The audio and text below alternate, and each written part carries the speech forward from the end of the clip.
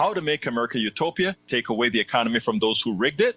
As I See It, Class Warfare, The Only Resort to Right-Wing Doom. It's Worth It, How to Talk to Your Right-Wing Relatives, Friends, and Neighbors, and other books written by Egberto Willis.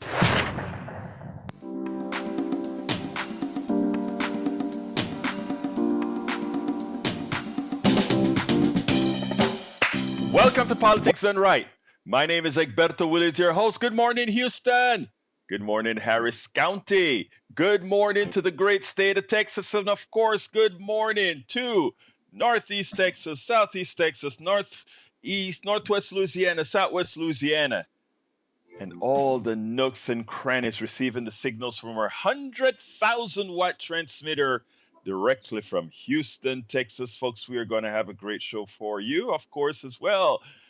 Good morning to the entire world receiving our signals through the internet, formerly known as ARPANET, created by not the billionaires who are profiting from it right now, but created by you, the American people, the people of the world, the intellect of the individual, the collective intellect of the individual, who's generally stolen from by the few. Anyhow, before we get started, let's go directly to the studio with the geniuses who really make things happen around here.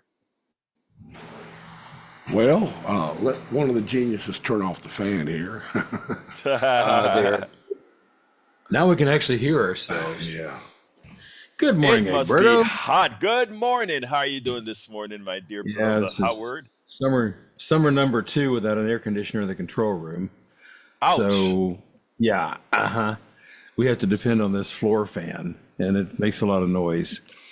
There we go. Man, it's been a weird morning. Strange things have been happening. Gremlins. Yeah, I almost locked myself out of my house. Ouch. Fortunately, I had left the door unlocked, so I was able to get back in because I was missing my gate key and my garage door opener. Get here, we're off track on Arnie Arneson because one of the shows didn't load overnight for some reason, and I have no idea why. Very strange things are afoot. It's called the computer system is messing up. That's pretty normal. You know, there's an entire $1 billion a year business built on computer mistakes called IT. Yeah, no kidding. Yeah, well, you should know about that. You wrote programs for it. Oh, yeah. And when the program does not act right, what happens? Bad things. The gremlins. I don't see any wisdom, man. Well, I just decided I was going to do Oligarch's Pledge again since we were talking about labor and oligarchs in Egberto's post. Oh, okay. Good morning, Egberto. How are you? Good morning, Jack. I can't wait for your Oligarch's Pledge because you know what, man? That's exactly how I'm starting to build the program today. So shoot her off, my brother. All right. This is Oligarch's Pledge. I rewrote. I don't know. I rewrote the Pledge of Allegiance to be Oligarch's Pledge. So I pledge allegiance to the corporations of the United Empire of America and to the economy for which it enslaves all peoples, demonizes and devalues them, passes the profit to the elite 1% with punishment and tyranny for the poor. Slackers. Now, how do I become a 1%? Oh, my mic is not on. How do you become a one? There we go. How do I become a 1%er? I'm tired of this poverty. I'm tired of this shortages. I'm tired of these prices. I want to become a 1%er too. So how do you do that? Man, becoming a 1%. Yes, that's for the vast majority of 1%ers. You got to do exactly what Jack just said, but you have to do it with a smile, and you have to do it letting people believe that you are in it for them. You know, you're in it for them. But anyhow, look. It's a con, is what it is. Exactly. Yeah, it's a con. Well, one of those is running for president, isn't it? Yeah, yes. One of them is running for the president, and the other one is held in chain. Well, I'm going to go over that in a minute. Listen, guys. Yes, let's I not derail know. this show. No. That's what I'm saying. Actually, you're not derailing the show at all. You are the show. Let me explain. Um, we have learned from birth a certain ideology, and there's nothing wrong with ideology if it does good. There are people who are Christians, right? They follow a certain type of ideology, and that ideology has, for the most part, good virtues that create good citizens by following those virtues. You also have Islam. Islam has similar virtues. It's something, in different ways that also manages society and ultimately creates a civil society where things work a certain way. And it goes on. People may talk about how different people have different rights based on certain religious values, etc. We shouldn't forget that we are a Christian nation that have yet to give women their full freedom. We're a Christian nation that have yet to give women the highest office of the land, while places that many times we demean, like Pakistan or India or other places, themselves have elected women to lead their countries, respectively. So there's a little bit of humility that we as Americans should have. But there's also an ideology that is spread economically, right? We teach ourselves a lot of things from birth, from the time things have been hammered in our head about capitalism and freedom and democracy, and we like to use those terms interchangeably. They're not. We love to use those terms interchangeably. I'd like to inform us all that the largest capitalist country in the world is actually a communist country, a country where people have hardly any rights. And that is where, again, China. China is the largest successful capitalist country. You don't hear we say that much because they're also likely the most efficient capitalist country, more efficient so than the United States. And why are they more efficient? Because they're also an autocratic country. An autocratic country doesn't depend on the complexities of having different opinions and the complexities of people not wanting certain things over the other. Autocratic country is extremely efficient because what the autocrat says is what gets done. And as such, if we decide that changing a particular economic pointer in their capitalist society will make things better, the autocrat just goes ahead and he or she does it. That's not America. America is also a capitalist country, but things change a bit more slowly. And in order for us to have the similar behavior and efficiency of a China, where we get most of our stuff made, because there are a lot of things they don't have to follow because they're an autocratic country, we in America have to mislead our people so that their behavior pro capitalist of the type of capitalist in China is the same. That's how we can compete with a country that is inherently more efficient than we are. Because remember, the complexity of different thought processes that we have here in the United States, because we're all independent thinkers, doesn't lend itself for the best and most efficient capitalist structure. So, in order for us to get to those efficiencies that China has or that other capitalist communist countries have, we have to indoctrinate our own, which is what we've done a great, great job of doing. Indoctrinating our own. Let me give you the different forms of indoctrination. As you all know, one of my pet peeves is healthcare. Now, think about it. Our entire healthcare system is a system. It's, yes, a capitalist system. And while it is inefficient for us all, the patients, it is superordinarily efficient for the capitalists.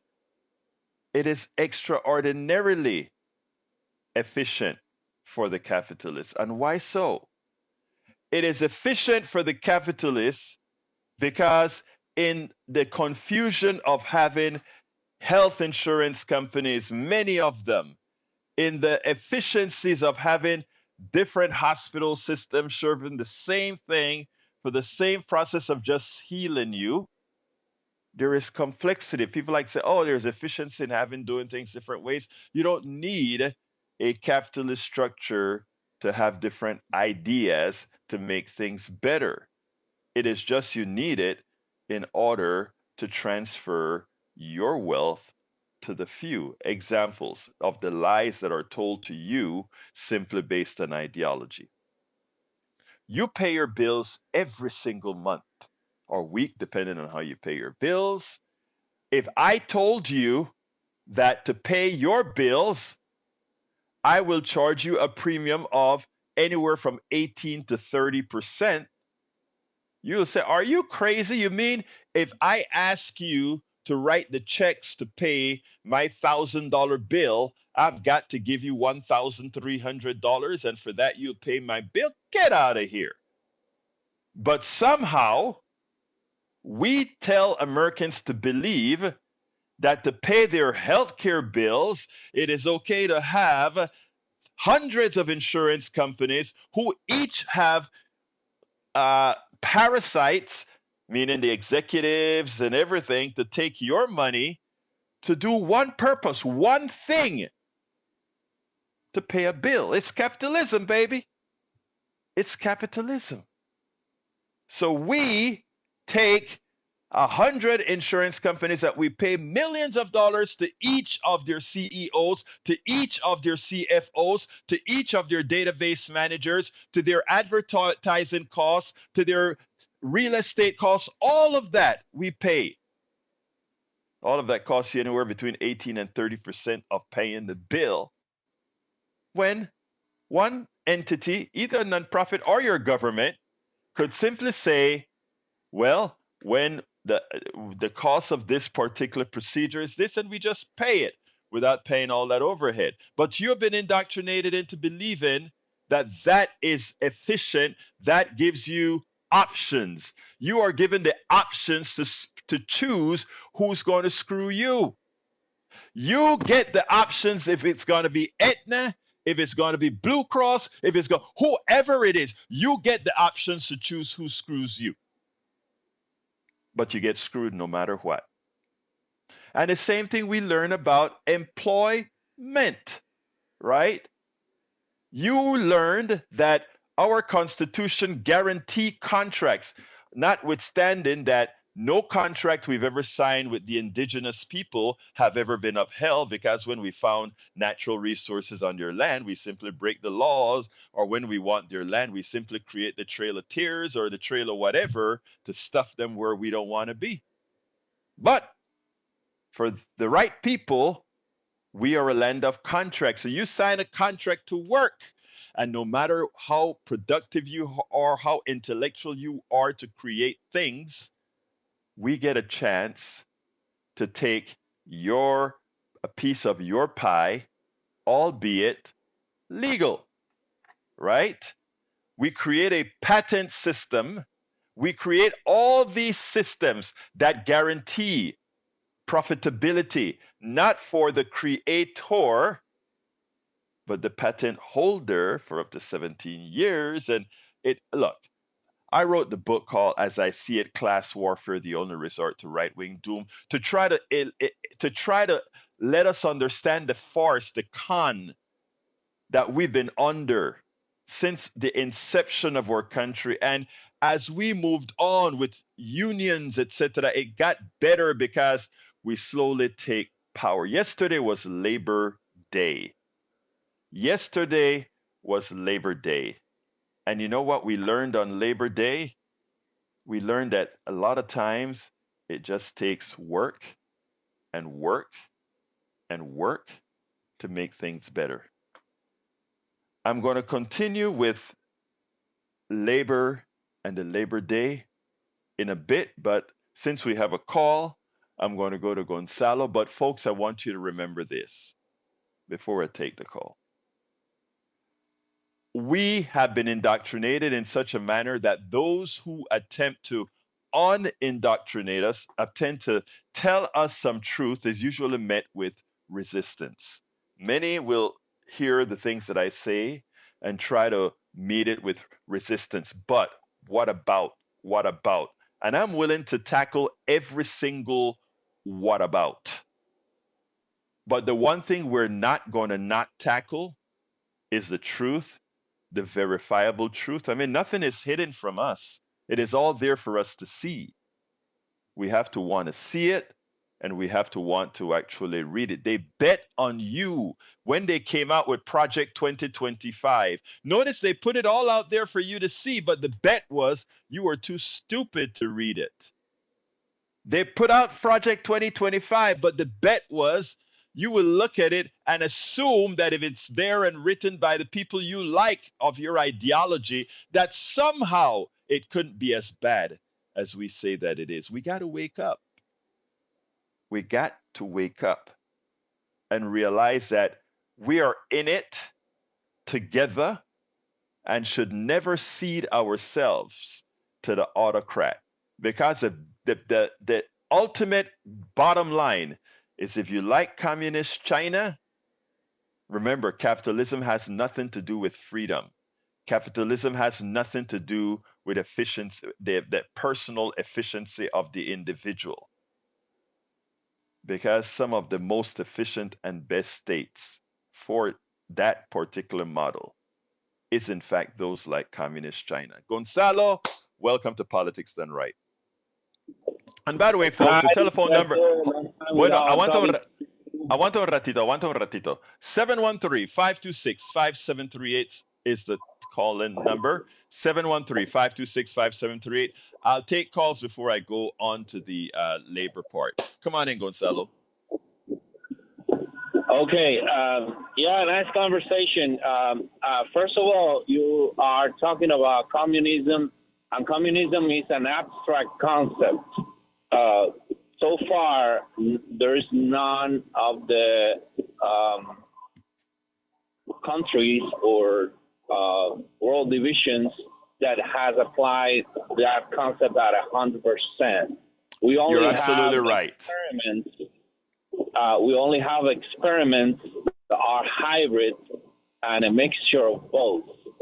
So what politicians are trying to do, in this case, the Republicans, is trying to be absolute and say, hey, you want to look like China, or you want to look like Cuba, you want to look like Venezuela, or whatever. And that is completely, bull crap. I mean, there are some people who believe that. On the other hand, you said China, it's the perfect model of capitalism in the sense that they all go one way. And in that sense, we could say that China has been the country that has provided the most to capitalism because they have utilized or used the labor force at the maximum way to get profit. Can I stop you right there, Gonzalo? Can I stop you right there? Gonzalo, aguanta un ratito. Let me stop you because I'd like to commend you for the statement you just made. And you just made an affirmative statement that the default situation of the best form of capitalism looks more like China than it looks like America. And that's why America is devolving into what's occurring by China. Project 2025 turns us into a plausible China. Continue, my brother. Yeah, and of course, everybody knows when we take absolute decisions, the world and the society pays the price. So, for example, China, with the one-child policy in the 70s, has created a gap in population now, and they are paying for it. Venezuela, by selling and the resources to China, Russia, and all the powers, they owe money, and they have put it in banks in Switzerland and so on and so forth. They have created a huge environmental problem in Venezuela. Of course, they don't talk about that because what they're trying to do is get all the profits for their pockets. Let me stop you right there. I need to stop you right there, because what I want to do with your excellent prose, Gonzalo, is to give parallels. Okay. Now, you just spoke about what's happening in Venezuela, what Russia and China are doing in Venezuela, which is really messing up Venezuela. First of all, their equipment is in disrepair, and a lot of the fracking, not the fracking, but the way they drill there to protect the layers of under the ground is not done correctly, as such, polluting a lot. Now, let's come here to America. If you go out to West Texas, that is exactly what you find as well. I had one of the people running for Railroad Commission here on my show, who points out about the bubbling that is occurring in West Texas, polluting the groundwater, as all these wellheads that are supposed to have been sealed are now flowing. So the same problems that you're seeing in Venezuela is what we're seeing in West Texas. But the way we are here in the United States of mind, hold on, let me finish my statement. Out of sight, Sure. if it's out of sight, it doesn't exist. What I'm trying to say here is, whenever we're pointing the fingers, let's realize that in Texas, we run the oil industry as it's done in Venezuela, with not protecting the environment as it should. Continue, my brother. Yeah, I listened to that program, and it was very interesting. When I talked about the environmental disaster in Venezuela, I'm not only talking about the oil industry. I'm talking about mining. I have talked to Venezuelans that says that Chinese and all the companies that they have bet and they have put their trust in, they're opening big holes in the Amazonia area. They are trying to get all the minerals and things. It's not only about oil. So that's what I refer to. Of course, oil I agree. industry is the most pollutant. Yeah, that's all I want to say. Not a single model in this world is perfect, and I think the most perfect models are in Europe, Northern Europe, in England, and that has been done at the expense of the poor countries that they have exploited, and they have gotten their resources for centuries. So we all know that. We all know the history, and thank you very much for your program and for your explanation. Thank you so kindly, Gonzalo. You opened up a whole lot of a lot of reasons for us to talk about this issue, and so thank you very much, my brother. Appreciate you. All right. Have a good day. Bye-bye. All right, folks. If you can call at 713-526-5738 if you want to add to the discussion. 713-526-5738 is the number.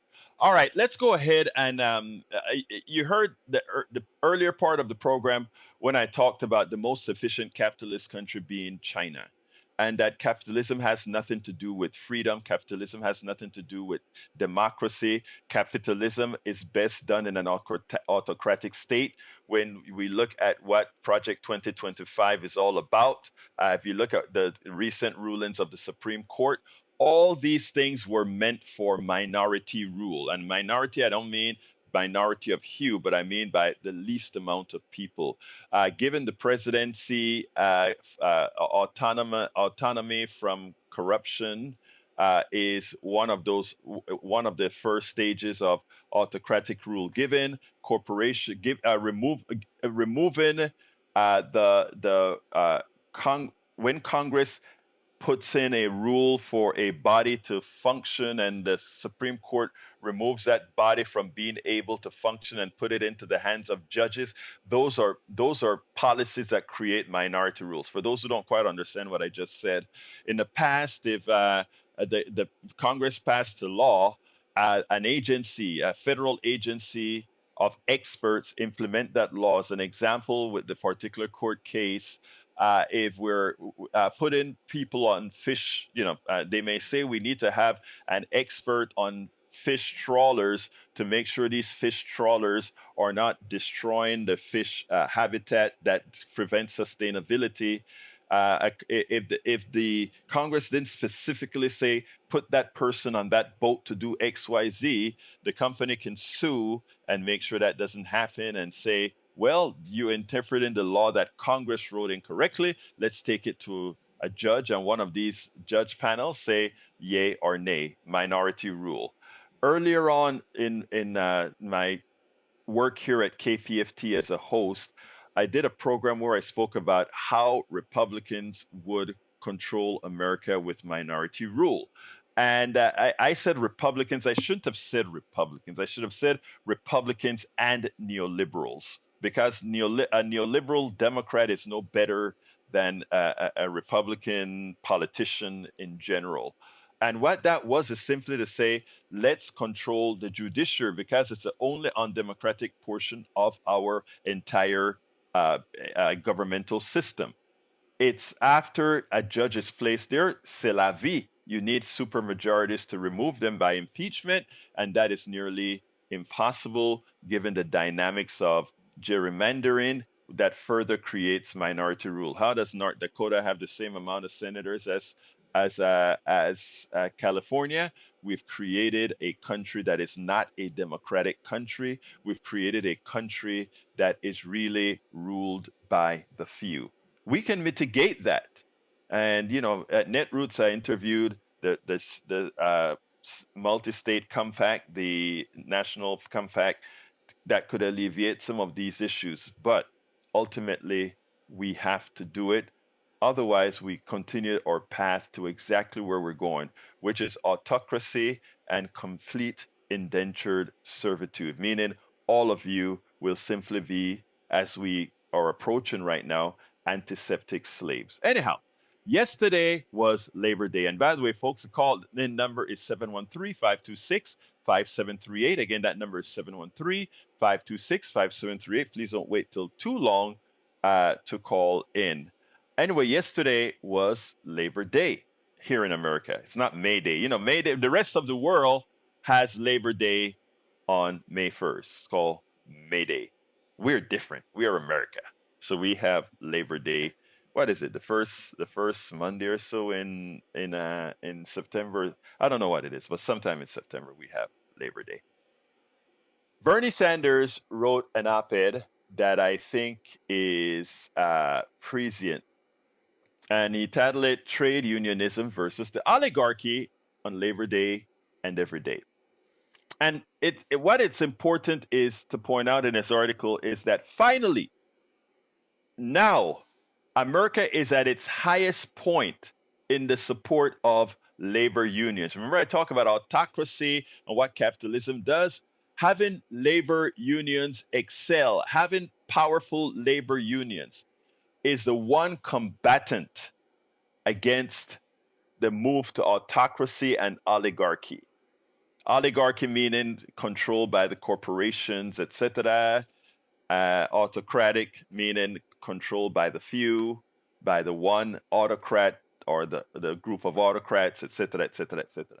Well, we are at the point now where 70% of Americans, 70% of Americans support union. Oh my God, the Powell Manifesto is losing its grip on America. The Powell Manifesto is losing its grip. Remember that document that was meant to control your mind, to fool you into believing that which is good for you or that which isn't good for you is good for you? Well, that's one that is supposed to infiltrate colleges, universities, hospitals, churches, and everywhere else to keep pressing in your mind that the way our economic system works is the best that it can, the best that it should. Well, unions are coming strong. Unions are coming on strong. Public approval of unions, according to Bernie Sanders, at 70% is higher today than it has been in decades. Over the last year, major unions like the UAW have won some highly publicized strikes. Many other unions have negotiated trailblazing contracts for their members. Young people at Starbucks and on college campuses are now more involved in labor organizing than ever before. And for the first time in American history, a president of the United States, Joe Biden, walked a picket line with striking workers. And if anybody had a chance to watch Kamala Harris, Joe Biden yesterday in, where were they? I think they were in, I don't remember. I think they were in Detroit. I don't remember where they were. But strong, strong support for the union, unmitigated support for unions.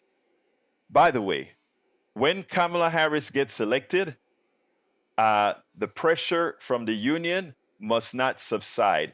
They must pressure her into ignoring the whims of the oligarchy. Because as soon as she's elected, the oligarchy will sweep in. And just like they did with Obama and Obamacare, they will sweep in to get their bigger piece of the pie, which we must not cede to them. But anyhow, it is not an accident to why we are now seeing more militancy and growth in the labor movement. The working people of our country are increasingly aware of the unprecedented level of corporate greed and power we're now experiencing and the outrageous level of income and wealth inequality that exists. I know we talk about that all of the times, and many times people say, it's cliche, we're tired of hearing it. What are we going to do about it? Well, it's about unions. It's about taking your piece of the pie, not asking them or begging them for it, taking it. And how do you take it from the autocrat? You remind them who really has the power. Who really has the power in this country? You see, if you are fooled into believing that they control it all, that is why they don't want collectivism. That is why they don't want unions. Because when unions get together, when the people get together as unions, they realize that ultimately that one CEO with 100 subordinates does not have the power of the people who are actually doing the work, the people who actually have the intellect to invent the things. They are the ones with power. The others are just parasites. And when we come to that realization, which is the fear, which is why the Chamber of Commerce wrote, sanctioned, what's his name? Supreme Court, he was a Democratic Supreme Court justices to write the Powell memo, the Powell Manifesto. Lewis Powell wrote the memo because the biggest fear is that we educate ourselves and ask the question, why is the CEO making several times what we make when we are the ones that create the product, when our intellect create the designs, when our hands put it to labor? When are we going to realize that statements like, wait a minute, I'll make my money work for me, it makes no sense, because what it says is you're going to let somebody else do the work as you sit your butt down. When are you going to start asking the real question? When the capitalist says, the reason I make so much money is I'm risking my capital. If you really believe in the sanctity of life, if you really believe in all these concepts of life, liberty, and the pursuit of happiness, how can capital be worth more than humanity? How can that person risking their capital be more important than you risking your arm, risking your leg, risking your mind in a job? How can that capital be worth more than what you are risking, which is a part of your own humanity? But that is what you've been taught to believe. And that is why you give them a pass. Well, I'm giving the rich guys a pass. I'm giving the capitalists a pass. I'm giving Trump a pass. He's rich. He made it. No, he didn't. We made it for them. We made it for them, and then we give them the credit?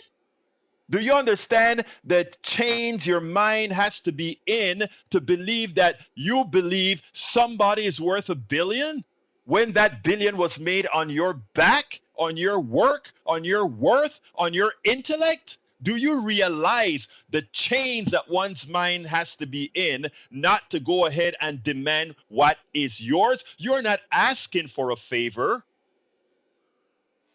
You are not begging for a favor. That's just how it is. But you are asked to believe. You're taught from birth to be a slave. We are taught from birth to be slaves. Not the kind of slaves that the people with my hue were, but an antiseptic form of slavery. And unions are the antidote to that.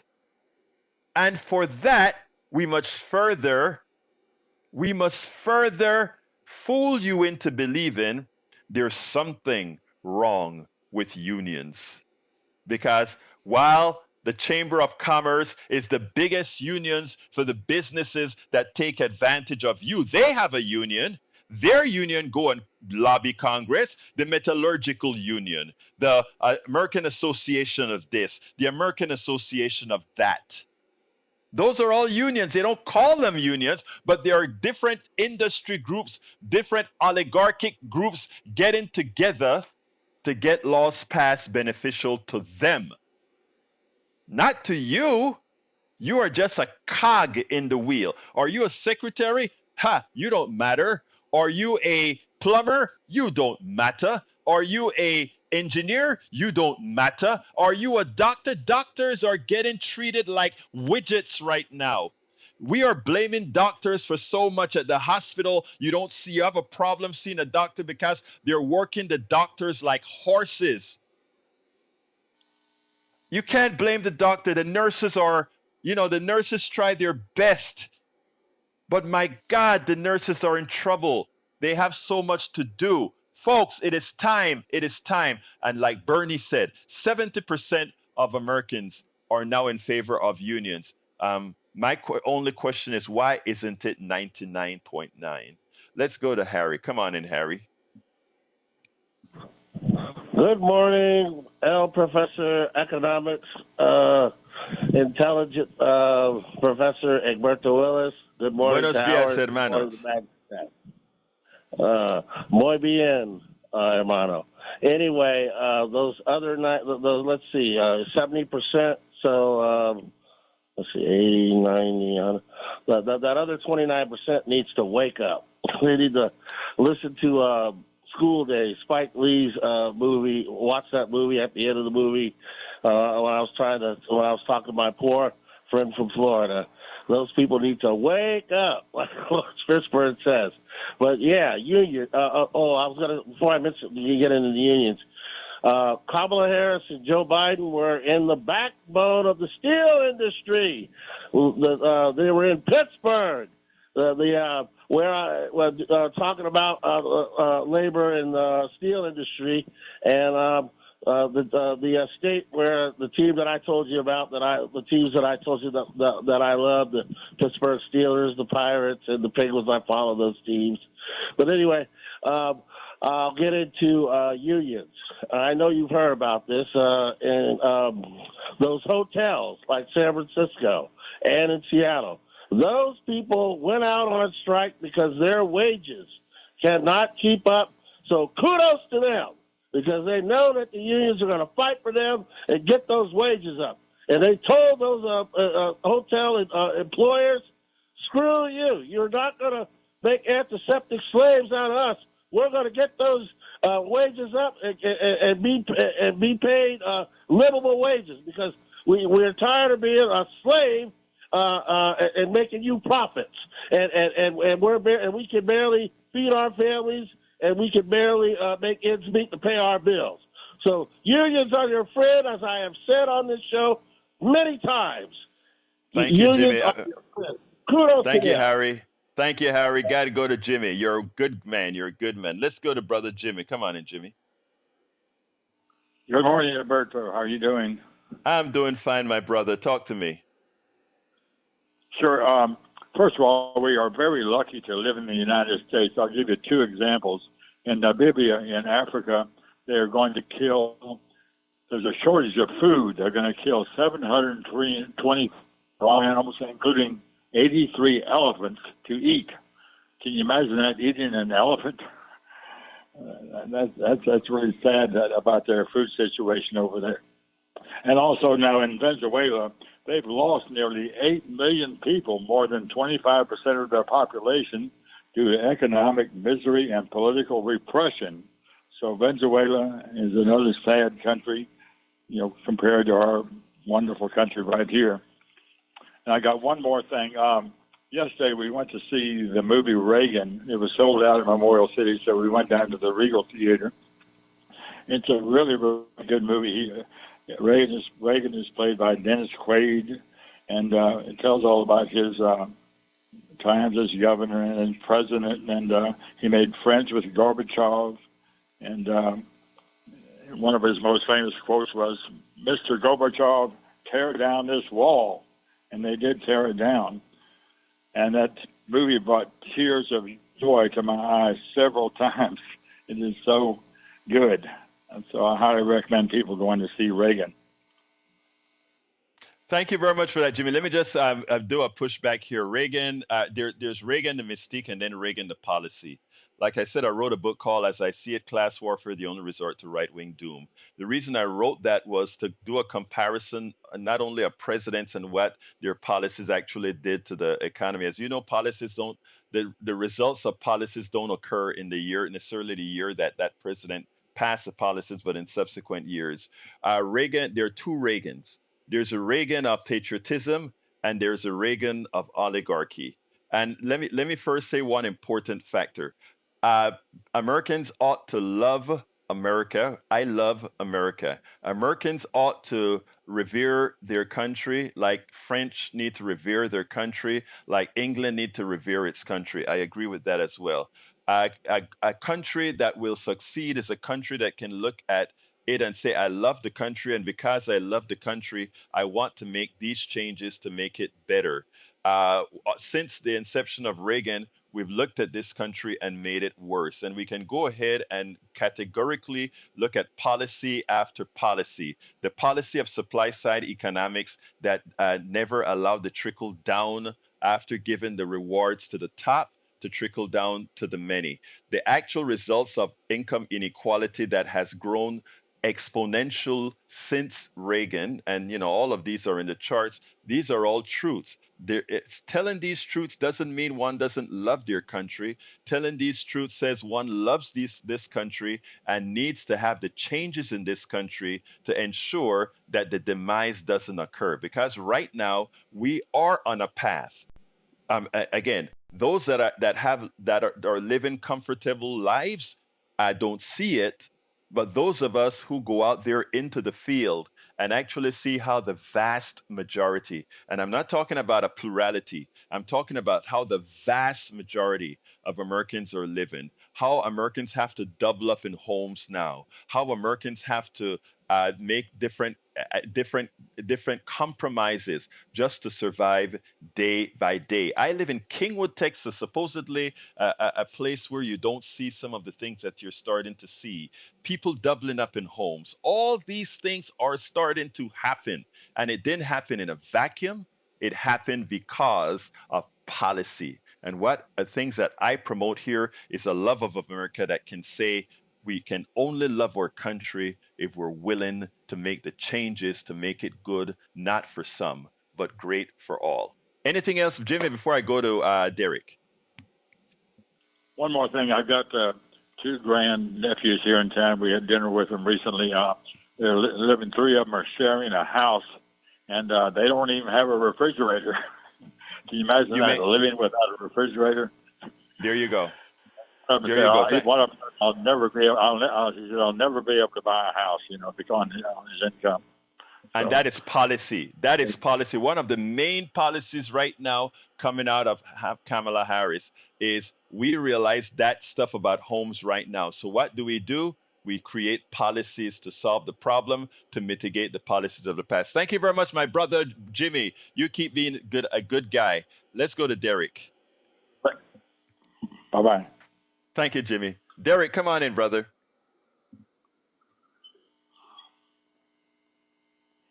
Okay, Derek, Hey, you're good on now. morning, Roberto. Good morning, All sir. right, thank you. Yeah, I just want to say, man, I appreciate every morning when you come on and you take the first 15 minutes of your show to lay everything out. I like that, man. Keep on doing that. Thank you, brother. I just want to say that Labor Day, to me, is a day that needs to be a day of reflection on how much of a working slave we have become as a nation. Wake the hell up, America. Can't you see how much of a working slave you are, and then you satisfied with one day off compared to the rest of the 365 days? They have worked the hell out of us here.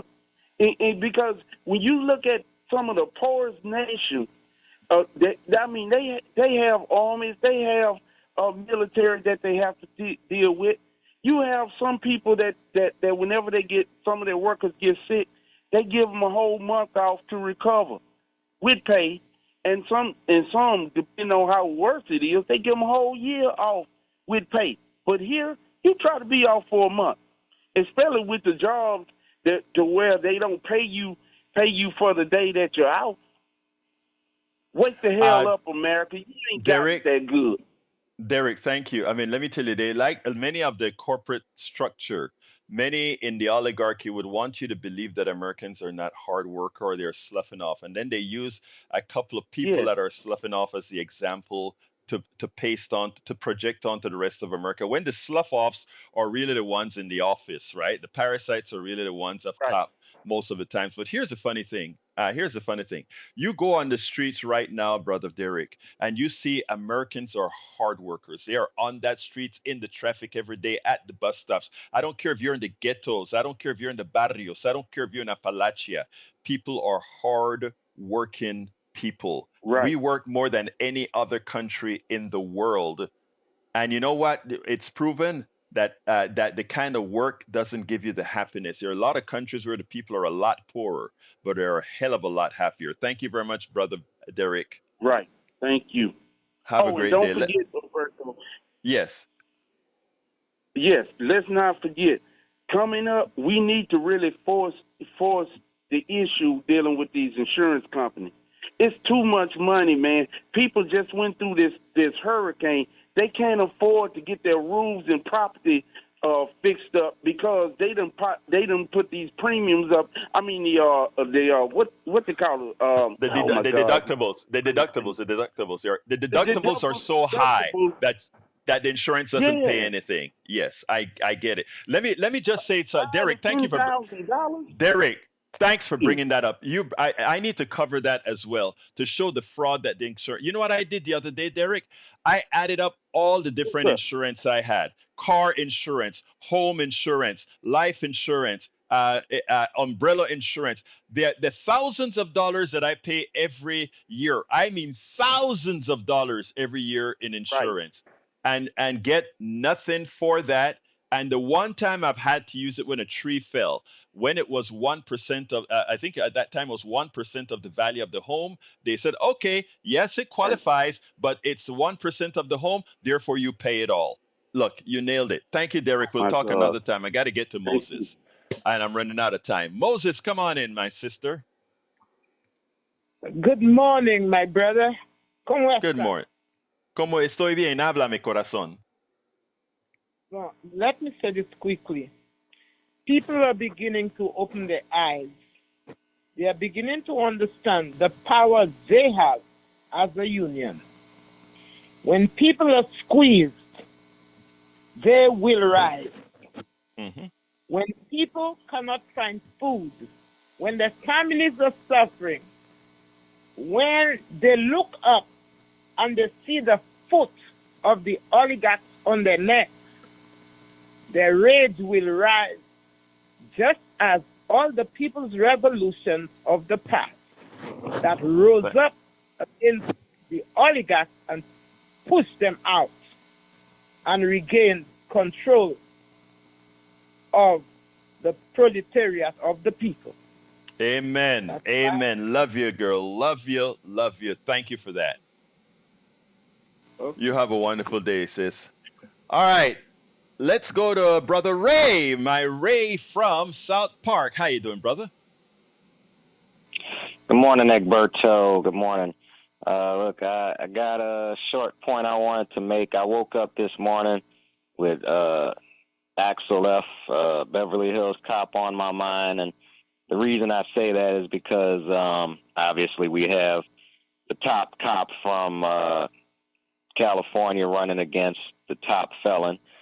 I wanted to say this, though, with that in mind. You know, when I think of that movie, I think about that scene when he was at the hotel and he put the bananas in the tailpipe. In the tailpipe, yeah.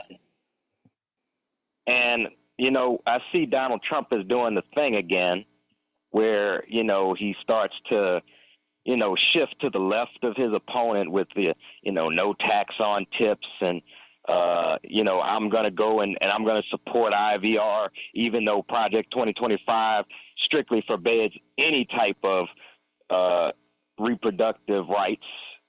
So I say this to say, America, just like Axel did to those cops, you know, at the hotel, he ordered them the lavish lunch, the lavish dinner with all of the fixings and stuff. And they're like, wow, this is a great dinner. I don't know why we got this food. And then when he's ready to go make his move, he done already stuffed the bananas up the tailpipe. So when they try to follow him, they done stalled out. And that's basically what Trump is doing. He's trying to produce this lavish vision of what he's going to do for America. Meanwhile, he's stuffing bananas up the tailpipe. So, America, don't fall for the banana up the tailpipe. That's my message today. Thank you very much, Ray. Well said, and great analogy from Axel Foley. Let's go to Brian. Come on in, my brother, Brian. Good morning. How is everyone today? We're fine. Talk to me, my friend. Okay. Who had a higher reemployment rate, Ronald Reagan or FDR? To save time, I'm going to tell you it was Ronald Reagan. Okay. I don't know what that means. Okay. Reagan put more people back to work than FDR did. That is a silly comparison. There's a different amount of Americans back then. The rate, if you want to make a better comparison, compare Reagan with Clinton. That's a more accurate comparison. And there's no comparison there. Clinton produced over 7 million more jobs than Reagan did. So come on, Brian, let's get right with the numbers. The one thing when you call into this program, you're not calling a fool, okay? Okay, we're talking facts here. Go ahead, talk. Speak, my brother. Okay. Okay. Now, we don't have to work for the man. Your caller forgets about what is called capitalism, free market society. We don't have to work. No. Again, you're not talking to a fool. Capitalism and free market. Capitalism. I have my own business. Capitalism and free markets are not the same. Free enterprise is not the same. Capitalism, sir, stop for a second. Let's not fool Americans. Capitalism is a segmentation of an economic system such that those who actually do the work are abstracted from those who actually produce. I mean, those who work abstracted from those who control. That's capitalism. Don't be fooled yourself by what you're being told. Free enterprise is not capitalism. Go ahead. Don't tell me. Don't tell me that answer. That is impossibly ridiculous. You can start your own business. Starting your own business is not capitalism. Capitalism, by definition, has nothing to do. I mean, in communist China, you can start your own business. No, you cannot, sir. No, you cannot, sir. I am not asking you. I do business with a private entity in China. Don't tell me you can't do it. I do business with a private entity in China. Thank you. Okay, you're totally wrong on the free enterprise system. Now There you you can't go. afford a house. How many millions of illegal aliens are here? Tens of millions of illegal aliens, and they're getting housing. Brian, you're Kamala wrong, Harris but in this Brian, country. again, Brian, we're doing what we are supposed to do by international law. You see, you guys are so misinformed. International law, if somebody comes over here for asylum, which what's what most of the people who come over say they're for, then we do what's the humane thing to do. You can try to spin it any way to go ahead and make the poor people of America feel like somehow these illegal aliens, as you call them, are getting benefits that they're not.